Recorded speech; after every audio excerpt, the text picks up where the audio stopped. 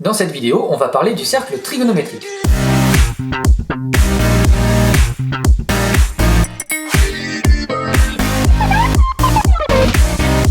Le cercle trigonométrique, c'est un cercle de centre 0, 0 et de rayon 1. On va donc se constituer un repère, constitué de deux axes gradués dans la même unité et perpendiculaires, et voici notre cercle trigonométrique.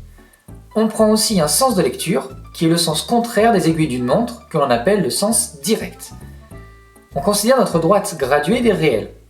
Cette droite graduée, on va venir la placer à droite de notre cercle, puis on va l'enrouler autour du cercle trigonométrique.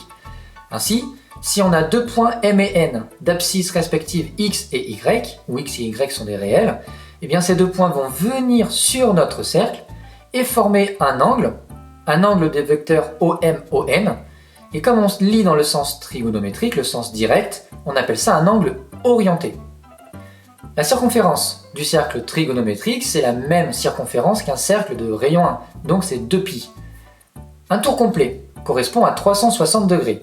Eh bien on va faire la correspondance, 360 degrés est égal à 2π radians, qui va être l'unité de mesure de tous les angles que l'on va voir dans ce chapitre.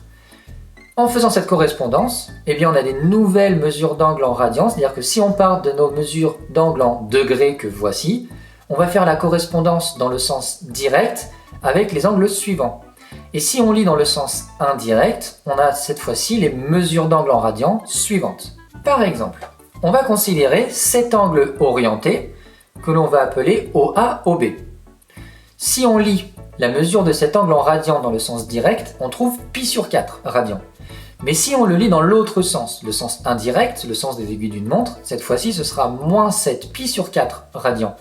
Alors comment faire un choix?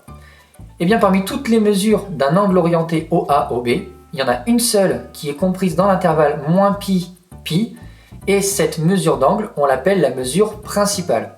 Alors ici, moins 7 π sur 4 n'appartient pas à l'intervalle que l'on recherche, donc la mesure principale de notre angle OA, OB, c'est π sur 4.